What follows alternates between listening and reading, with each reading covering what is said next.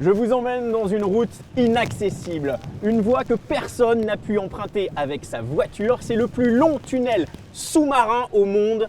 Nous partons dans le tunnel sous la Manche. C'est un lieu ultra protégé, une zone militaire et un point d'accès vers l'Angleterre. On va passer une frontière, alors partons pour ce voyage hors du temps dans la voiture de série la plus connectée, la plus autonome actuellement, l'Audi A8. C'est parti!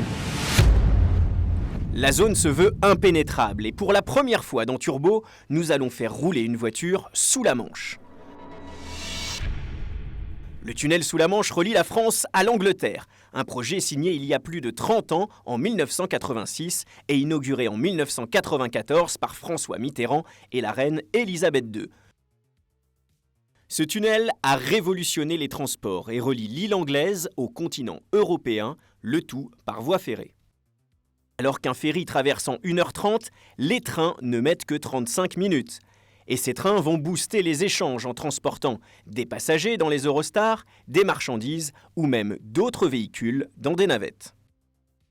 Pour cela, en fait, il n'y a pas qu'un, mais 3 tunnels. Un pour les trains allant en Angleterre, l'autre pour revenir en France, et au milieu, une voie de service que nous allons emprunter. Alors là, c'est le vrai moment de bonheur, de plaisir et surtout d'inconnu, parce qu'on rentre dans le sas, le premier sas qui nous donne accès justement à ce tunnel sous la Manche. Alors on vient de passer dans le sas de décompression. Pourquoi ? Parce qu'à l'intérieur de cette voie de service, on est en surpression, ce qui peut permettre en cas d'incendie de repousser les fumées vers l'extérieur et d'évacuer les gens.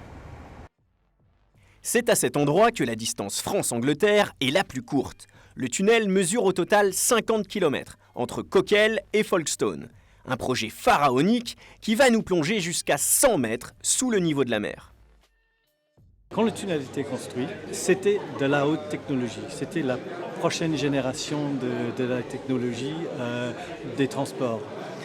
Et pour nous, quelque part, Audi prend le relais. Et la technologie dans cette voiture, la A8, est absolument extraordinaire. Et on a vu là, quelque part, un lien.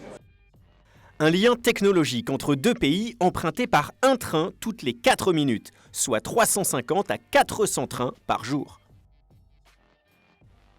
Alors si de chaque côté, on a les trains qui oscillent à 160 km/h, je peux vous dire que ce n'est pas une autoroute, cette voie de service. On est limité à 30 km/h, mais déjà ça fait une forte impression parce qu'elle est très étroite. 4,70 m de diamètre, mais quand on est sur la route, c'est encore un petit peu moins parce que c'est un rond. Et pour tout vous dire, avec une Audi A8 de 2,19 m de large, on ne pourrait pas se croiser à 2 voitures. Alors ce que l'on voit, tous les 375 mètres, ce sont des cross-passages. On en voit un ici. C'est ici que l'on a accès aux voies des trains. Derrière cette énorme porte, elle fait plus d'1,5 tonne. Et bien juste derrière, il y a des trains qui partent de la France à l'Angleterre. On reprend notre voiture, on continue le voyage. Ce qui est assez hallucinant, c'est qu'on est 100 mètres sous le niveau de la mer et on vient d'avoir l'indication du GPS comme quoi on allait passer la frontière direction le Royaume-Uni. Alors finalement, on peut s'attendre à un lieu majestueux, incroyable. C'est assez modeste, parce qu'il y a juste 2 petits panneaux, midpoint et point médian. Et là, finalement, c'est le seul point où je peux avoir un pied en France et un pied en Angleterre. Exactement.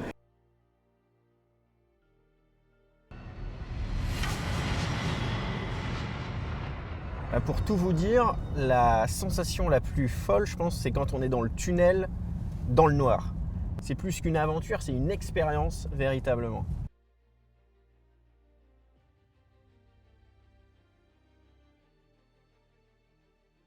Un moment unique, incroyable, inédit. Il n'y a pas de mots de toute façon parce qu'une chose est sûre, c'est qu'on ne pourra jamais le refaire. Ça y est, 50 km plus tard, nous sommes en Angleterre pour ce qui a été une découverte, un voyage hors du temps.